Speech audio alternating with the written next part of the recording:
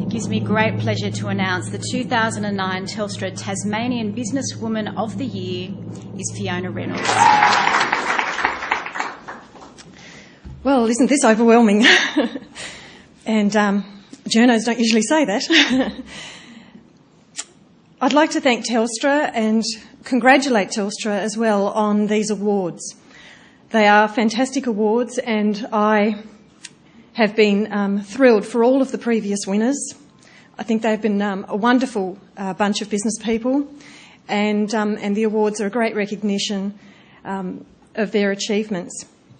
I will admit, though, that applying for this award for me was actually not an easy decision to make. And I guess that's because when I was given the award at the Examiner, I made a real point of saying to the paper that when they were doing a story announcing their new editor, could they please not focus on the fact that I'm a woman and that I was the first woman to edit the Examiner in 167 years. What I wanted them to focus on was the fact that I'd returned to the newspaper, and I didn't really see that me being a woman was the reason why I got the job. And I was certainly assured by management that that was never a factor in their consideration, and I'm pleased to say they also didn't consider the fact that I had 2 small children and was I going to be able to do the job as a woman.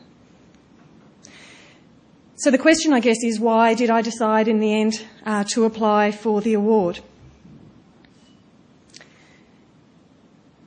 There aren't many women who are in senior management positions in our industry, in the media. If you have a look around, there aren't many women editors of newspapers in this country. There aren't many women who are heading up news organisations in broadcast. And in some respects, that means there aren't a great deal of women that I can actually mix with within our own industry. And I thought it would be a wonderful opportunity to network with other women in other industries and learn from them. I spoke with Colleen McGann, who's the head of St Luke's, and she was, I believe, the 2002 Telstra Tasmanian Businesswoman of the Year.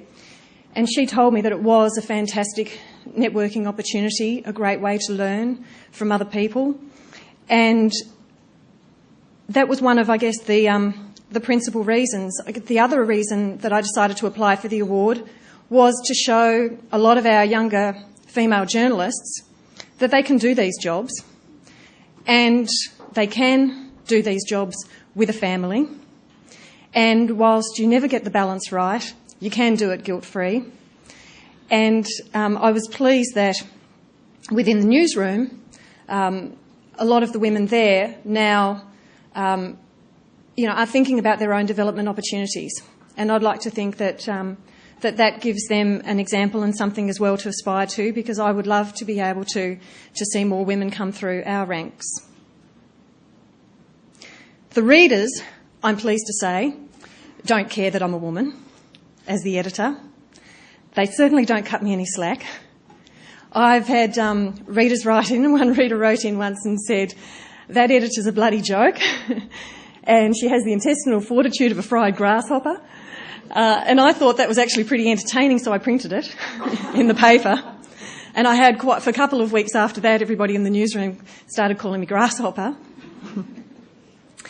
And, if they don't like something in the paper, they certainly tell you, and I'm really pleased that they don't cut me any slack for being a woman. I've been accused of causing dementia in people in nursing homes when we changed the crossword. Pretty quickly I found I had to change the crossword back. That was a really bad move. So I guess the award, was an opportunity as well for me to think about women that have inspired me, and that's really been a byproduct for me of applying. I've thought about those women, and the first person that has inspired me was my mother. And my mother died when I was 24. And before she died, there were some fantastic lessons that she gave me that I have always held very dear to my heart. One of those is work hard and just keep working. And she always worked incredibly hard. She also said to me, you will always know what your priorities are in life, and you will live your life by those. I know my priority is my family. And if my job, I can say, sorry Phil, but if my job ever came between me and my family, then it wouldn't be sustainable. And I'm pleased to say the Examiner has been incredibly supportive of me in that way, and they perfectly understand that, you know, the guys on the management team, they're all parents too, and they know what we go through just as much, and I know that their families are their priority as well. She also said to me, unless you can understand other people, you can never hope to understand yourself. And that's really the approach that I take when I manage people. If I don't really understand the people around me, what makes them tick, what drives them, what makes them passionate about their job, why they're there in the first place, then I can't really hope to either retain them or understand the impact that I have on them. And we all do, as managers, have a great impact on the people around us. Sometimes we like to think that more often than not it is positive. Sometimes it's negative. And we need to understand that our personalities too have an impact on other people because of their personalities. The other person who's inspired me as a woman is my grandmother, my mum's mum. She is 91 years old. She still lives at home at St Helens. She stepped up, I guess, to the full maternal role when my mother died. And she's always been incredibly supportive of everything that I've done. She still subscribes to the Examiner, even though she can't read it anymore because her eyesight fails. She just says that she wants people to let her know if she's in the death notices so that she doesn't need to keep going on with her life. You know, that day, she can swipe the day out, she said, if she's in the death notices. So she keeps subscribing, and I think really she subscribes to support me. And she lives on her own. She looks after herself. She doesn't have any help except for a gardener who's in his 80s.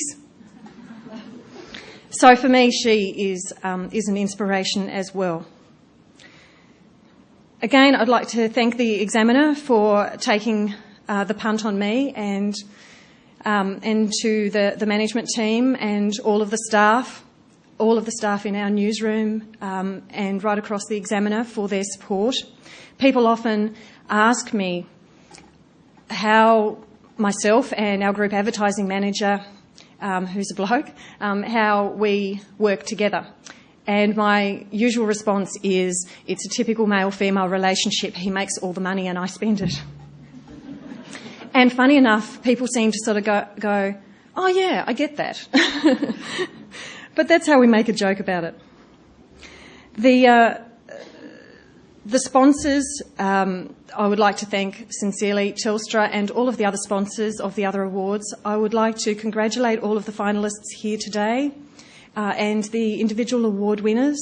I'm looking forward to, as I said, getting to know a lot of you through the network, to be able to support each other as well in our future endeavours and to learn a lot from you. My family, as I said, I love them dearly and I thank them for all of their support. Recently, I was told by one of my aunts, who's just been magnificent in supporting our family, she said, you know, we weren't really sure about you taking that job. And I said, I know. I said, you weren't excited for me. And she said, no, we looked at Lily and we looked at Amelia and we thought, you know, they're so little. Now, how are they going to cope? And she said, I can honestly say that you proved us wrong. You managed to do it really well, you and Peter together.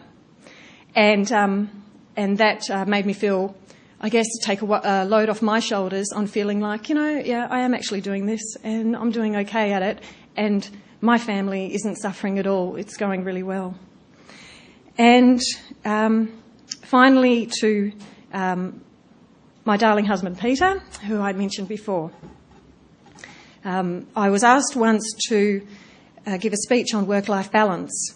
And I thought, this is really hard. You know, I'm not sure that I've got any balance. How am I going to give anybody tips? So bottom line, I said, My secret to work-life balance is I married well. And a lot of the men in the audience at that stage went, "What?" But everybody else understood exactly what I meant, and I certainly did marry well. Peter, thank you for everything. I love you. Thank you.